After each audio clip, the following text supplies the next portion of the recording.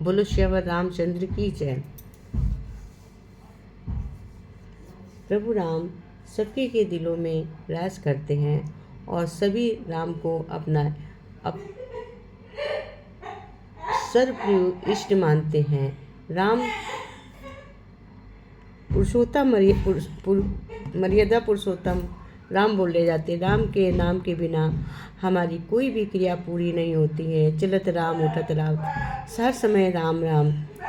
राम नाम की महिमा अपरंपार है। राम नाम के समान कोई दूसरा शब्द ही नहीं है। तो कहते हैं कि राम नाम की बहुत महिमा है। कहते हैं एक बुढ़िया रोज अपने कंधे पर लकड़ी में 2 घड़े लटका कर नहर से पानी भरकर लाती थी। एक घड़ा मजबूत था, दूसरा कुछ टूटा हुआ था।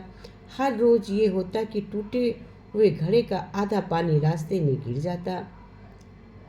2 साल तक ये चलता रहा। एक मटका अपने काम से संतुष्ट था तो दूसरा उदास, यहाँ तक कि उसे अपनी जात से भी नफरत होने लगी। एक दिन टूटे हुए घड़े ने बुढ़िया से कहा, मैं अपनी इस कमी की वजह से बहुत शर्मिंदा हूँ। अब आप इतनी मेहनत से जो पानी भर कर लाती हैं वो रास्ते में ही गिर जाता है। बुढ़िया हंस दी और बोली, क्या तुमने ये नहीं देखा कि जिस ओर से मैं तुम्हें उठाती हूँ रास्ते में उस ओर फूलों के पौधे ही पौधे हैं, जबकि दूसरी ओर कुछ भी नहीं है। मुझे पता है पानी रोज गिर जाता है, इसलिए नहर से अपने घर तक मैंने फूलों के बीज बोए थे। अगर तुम मेरे पास न होते तो ये बाहर मुझे दिखाई नहीं न देती। इसका आशय ये है, अर्थ ये है कि बहुत बड़ा सबक मिलता है इससे कि दुनिया में कोई मुकम्मल नहीं है, सब में कुछ ना कुछ खामी होती है। हमें एक दूसरे को उसकी खामियों के साथ इस तरह कबूल करना होगा कि हमारी खूबियाँ उसकी कमी पर पर्दा डाल दें। अगर हम में कमी है, एक दूसरे की खूबी को खामियों को पर्दा डाल दें। भगवान हमारे हैं, हम भगवान के हैं, ये सच्ची बात है। इसलिए भजन ध्यान करते हुए इस बात को विशेषता से याद रखें कि भगवान अभी हैं, यहाँ मेरे भी हैं, मैं सबके हैं। अब निराशा की बात ही कहाँ है। जैसे बालक मानता है कि माँ मेरी है तो वो माँ पर अपना हक लगाता है, पूरा अधिकार जमाता है। माँ इधर उधर देखती है तो उसकी ठोड़ी पकड़ कर कहता है कि तू मेरी तरफ ही देख, बस। अतः माँ को उसकी तरफ देखना पड़ता है। ऐसे ही हम भगवान से कह दें कि हम तुम्हारे हैं तो तुम हमारे हो, इसलिए मेरी तरफ ही देखो। संतों ने कहा, ना मैं देखूं ना मैं तुझको देखन दूं, और देखूंगा ही नहीं, तेरे बिना दूसरी तरफ देखने नहीं दूंगा। ऐसा होने पर भगवान वश में हो जाते हैं। हम जो दूसरी तरफ देखते हैं यही हमारी बाधा है। भगवान कहते, एक आदमी बड़ा सुंदर सा कि झोपड़ी में बैठकर एक छोटे से दिए को जलाकर कोई शास्त्र पढ़ रहा था। आधी रात बीत गई। जब वो थक गया तो फूंक मारकर उसने दिया बुझा दिया। लेकिन वो ये देखकर हैरान हो गया कि जब तक दिया जल रहा था पूर्णिमा का चांद बाहर खड़ा रहा, लेकिन जैसे ही दिया बुझ गया तो चांद की किरणें उस कमरे में फैल गईं। वो आदमी बहुत हैरान हुआ ये देखकर कि एक छोटे से दिए ने इतने बड़े चांद को बाहर रोक रखा था।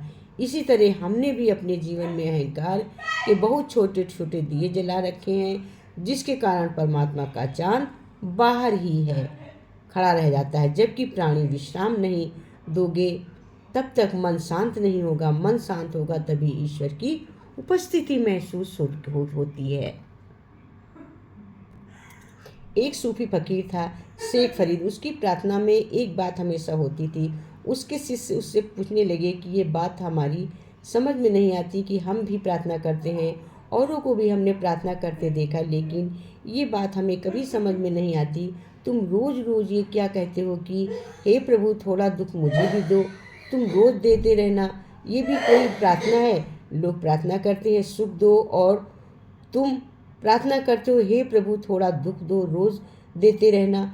फरीद ने कहा कि सुख में तो मैं सो जाता हूँ और दुख मुझे जगाता है। सुख में तो अक्सर परमात्मा को भूल जाता हूँ और दुख में मुझे उसकी याद आती है। दुख मुझे उससे करीब लाता है, इसलिए मैं प्रार्थना करता हूँ हे प्रभु इतना कृपालु मत हो जाना कि सुखी सुख दे दो, क्योंकि मुझे अभी अपने पर भरोसा नहीं है। तू सुख ही सुख दे तो मैं सो ही जाऊंगा, जगाने को ही कोई बात नहीं रह जाएगी। अब की बूंद हो गया है, तू अलार्म बजाता रहना, थोड़ा थोड़ा दुख देते रहना, ताकि याद उठती रहे, मैं तुझे भूलूं ना, मैं विस्मरण ना हो, तेरा विस्मरण ना हो जाए, मैं तुझे याद करता रहूं। इसलिए मैं भगवान से दुख मांगता हूँ।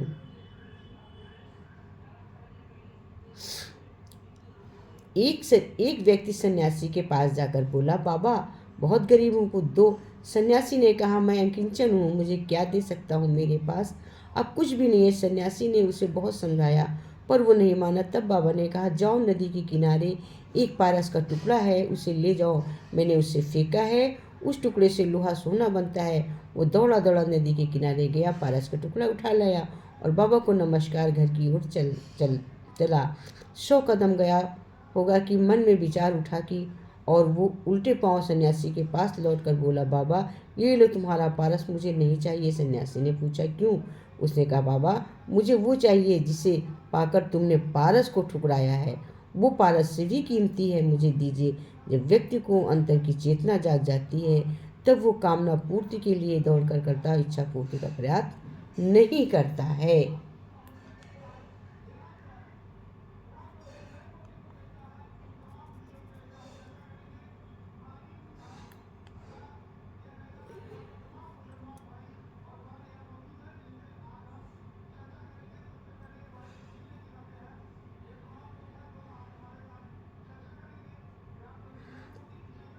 एक गरीब पंडित जी भिक्षा मांगने गए, उसके कपड़े में फटे हुए थे।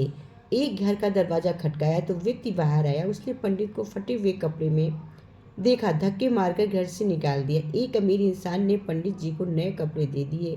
अगले दिन पंडित जी फिर उसी व्यक्ति की भिक्षा मांगने गए। व्यक्ति ने नए कपड़े में पंडित जी को बड़े आदर के साथ थाली में बहुत सारे व्यंजन खाने को दिए। पंडित जी सारा खाना अपने कपड़ों पर डालने लगे और बोले, ले खा और खा। व्यक्ति ने पूछा, पंडित जी आप क्या कर रहे हैं? पंडित जी बोले, तुमने ये खाना मुझे नहीं बल्कि कपड़ों को दिया है। कल जब गंदे कपड़ों में आया था तो तुमने धक्के मारकर घर से निकाल दिया, और आज तुमने मुझे साफ और नए कपड़े में अच्छा खाना पेश किया है। सो किसी व्यक्ति की महानता उसके चरित्र और ज्ञान पर निर्भर करती है, पहनावे पर नहीं। बाहरी दिखावा छोड़िए और भजन सिमरन कीजिए।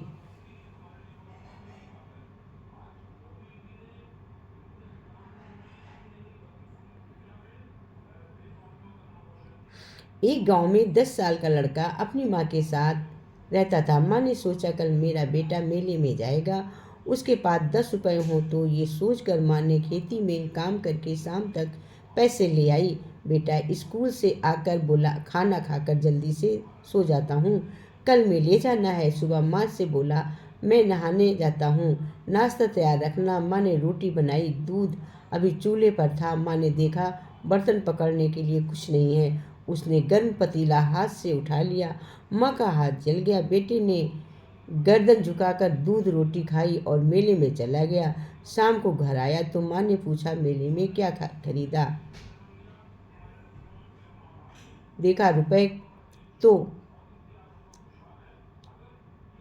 10 रुपए का कुछ खाया कि नहीं? बेटा बोला, माँ आंखें बंद कर तेरे लिए कुछ लाया हूँ। माँ ने आंखें बंद की। बेटे ने उसके हाथ में गर्म बर्तन उठाने के लिए लाई संसी रख दी। अब माँ ने तेरे हाथ नहीं जलेंगे। माँ की आंखों से आंसू बहने लगे। माँ बोली, बेटा मैंने तेरे लिए दिया था, तू मेरे लिए लेके आया। कहते इसी को कहते हैं दूसरों के काम आना, अपनी माँ के काम आना। जो बच्चे अपनी माँ के काम आते हैं वो हमेशा सुखी रहते हैं। जंगल में हर रोज़ सुबह होने पर हिरन सोचता है कि मुझे शेर से ज़्यादा तेज भागना है, नहीं तो शेर मुझे मार के खा जाएगा। शेर हर सुबह उठकर सोचता है कि मुझे हिरन से तेज भागना है, वरना भूखा मर जाऊंगा। आप शेर हो या हिरन, उसमें कोई मतलब नहीं है। अगर आप अच्छी ज़िंदगी जीना चाहते हो तो हर रोज़ भागना पड़ेगा। संघर्ष के बिना कुछ नहीं होता, कुछ नहीं मिलता। प्रभु कहते, गुजरी हुई जिंदगी को कभी याद ना करना, तरक्की में जो लिखा है उसकी फरियाद ना करना। जो तकदीर में जो लिखा है उसकी फरियाद ना करना। जो होगा होकर रहेगा, तू कल की फिक्र ना करना। अपनी आज की हंसी बर्बाद ना करना। हंस मरते हुए भी गाता है और हंस मरते हुए भी गाता है, मोर नाचते हुए भी रोता है।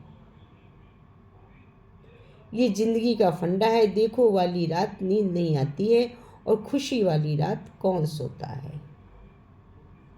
दुखों वाली रात नींद नहीं आती है और खुशी वाली रात कौन सोता। न खुशी में नींद पड़ती, न दुखों में नींद पड़ती।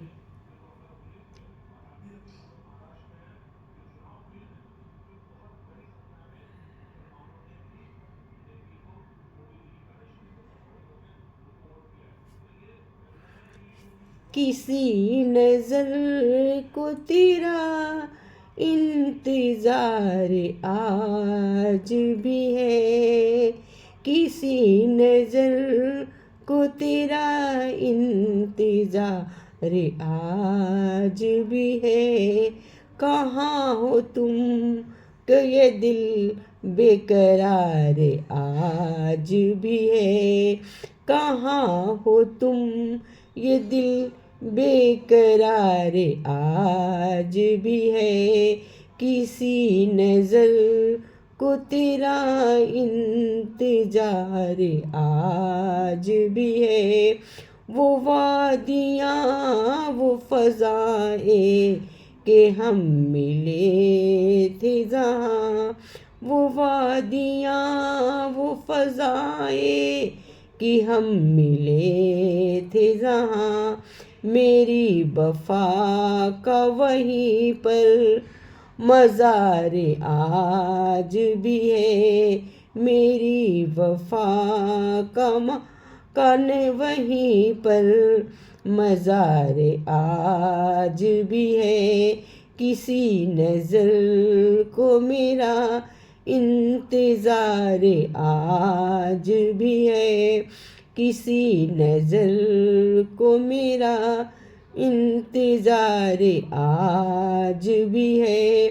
न जाने देख के क्यों उनको ये एहसास, न जाने देख के क्यों उनको ये हुआ एहसास कि मेरे दिल पे उन्हें इख्तियार आज भी है। कि मेरे दिल पे उन्हें इख्तियार आज भी है।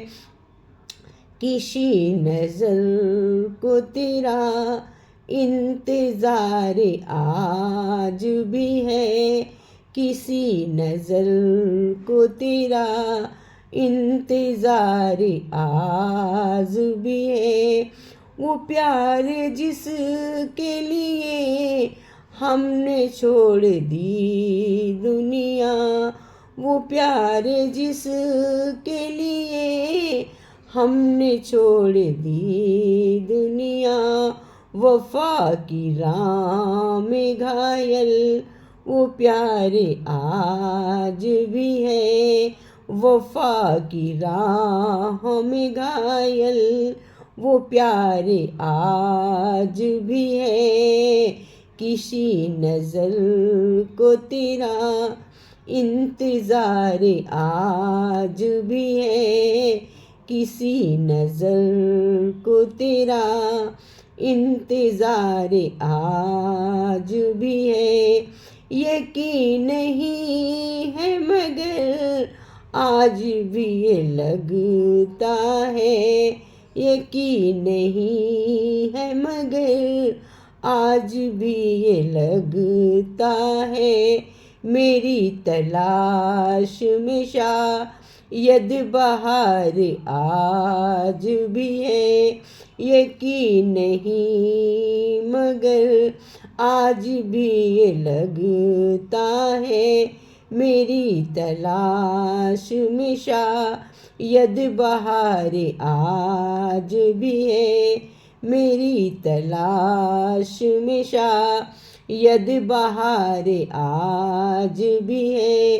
किसी नज़र को तेरा इंतज़ार आज भी है किसी नज़र को तेरा, इंतज़ार आज भी है।